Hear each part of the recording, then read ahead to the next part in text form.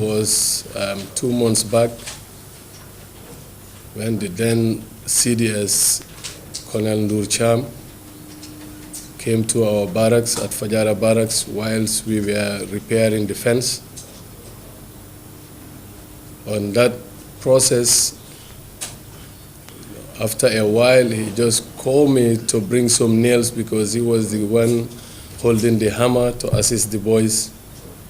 He just called me aside and whispered to me and said, "Alpha, we are on something, but when it's ready, you will be informed."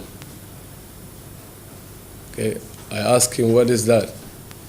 He said, we are planning a coup d'etat. So there and then, after that process, he left the barracks and went. So later, after that job, when we were closing, I went to see the CO, who is our battalion commander, Captain Mendy. And I informed him, I said, do you understand something when we were fencing? He said, no. I said, the CDS called me aside, informing me of a coup d'etat. So later, speaking to the battalion commander, he just laughed and said, "This man is crazy. He is used to saying these things to everybody." So from that day, there was about 2 months back, I didn't have no connection with him until last 2 weeks when we had this ceremony at the camp with these those American U.S. soldiers who came to have a training, the closing ceremony. He was there when I prepared the quarter guard. He came and took the quarter guard, the salute, and went to the school. When he was leaving the school, I was standing at the quarter guard slab waiting for his going out so as to give the last salute. So he just called me, and told me that, "I want to see you in the evening if you have time," whilst he was boarding his vehicle with Captain Bunja. So from that, when he left, the CO was standing at that time. I went down to the CO's office and told the CO again, Captain Mendy, I feel this man is just following the same issue. He's telling me to see him, So later in the evening, I went to his house to see him. So when I reached around 3:30, he was up, and he took me around the backyard to his house under a small mango tree and started teasing me, saying that this is what the field force used to do. When they are talking something serious, they go under a tree, so as the tree would witness them. So in that juncture, he started explaining to me thoroughly his objectives and his plans and his aims. And the first, what he told me was, for his part, it's already done. That, the Senegalese are there to give us intervention, So later he started telling me the task he have designated. He said, for the state guard, Captain Jammeh Famara is there for me. I have already spoke to him with Sanyang. What's his first name? The other Lieutenant Sanyang, Second Lieutenant Sanyang, and Staff Sergeant Malafikor. They are there and they have well informed, and they are going to close a checkpoint. They are going to do a checkpoint at Denton Bridge, and they are going to be there and give a tight security. And for Farafenye, he said the CO is there who is Major Bayo, and the 2IC, he was the camp commandant, Captain Dabo, who is there to give access to the Senegalese troops to come and pass and go through Kanilai, to Kodin Kanilai. And for Kanilai, he said Lieutenant Low is there for him. He already speak to him, and if they reach, they're going to give them chance to do their own work. Right.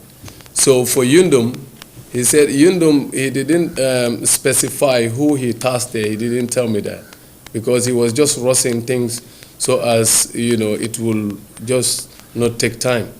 So he said for Yundum, they're going to take the airport and make some checkpoints, and this place where just at Abuko, the art station, there's some people tasked for that. So he said for Fajara Barracks, he would send some officers, one Lieutenant Ba, M.A. Ba. He would come and join us there. He said, you liaise with him. He told me to liaise with that guy. So that was what he said. And our task there was to take over GRTS and Africshell, to switch off for 3 hours. So during when he finished, I left. It was on the 20th. And that morning, he just called me. He said he's in office, and so everything is in place. So Tuesday morning, he called me and said, I'm sending my driver for you to photocopy a document for me. So when the driver came, he gave me those papers, and it was a sketch plan of GRTS where we're supposed to switch off, and the Africshell. So I photocopied each two and put it in an envelope. I gave it to the driver to take it for him.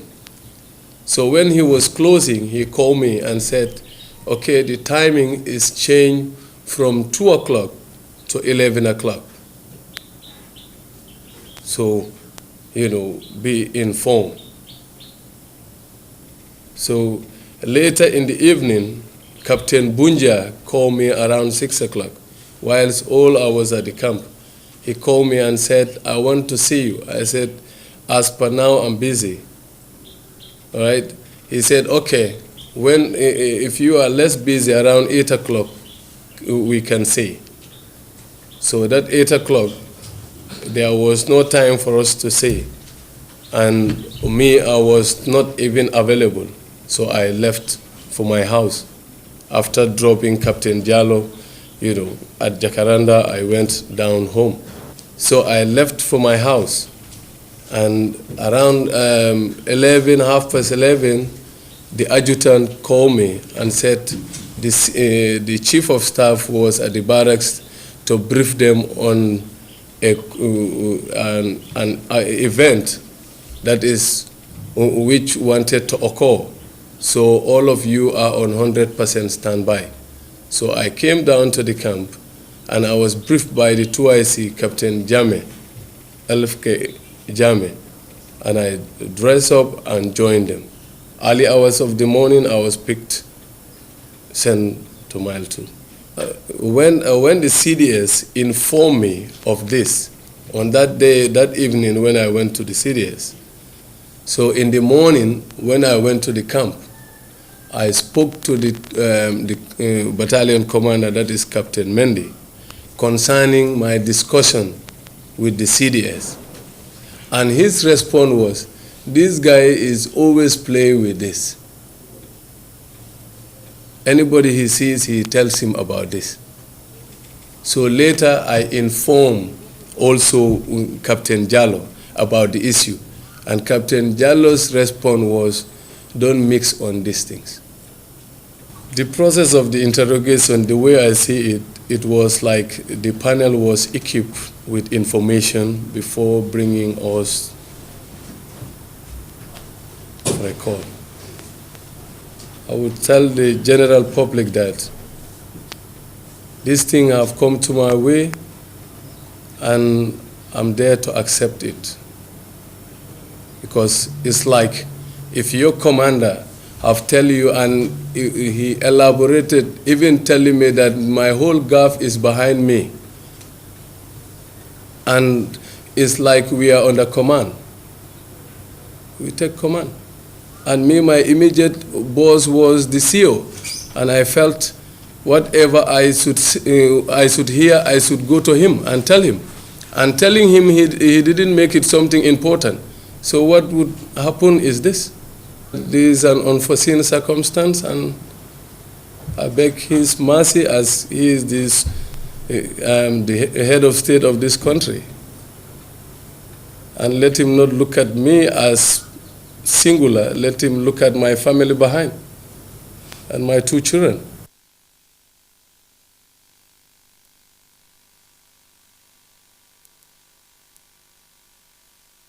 I'm Captain Famara Jammeh. My appointment is twice, that is second in command.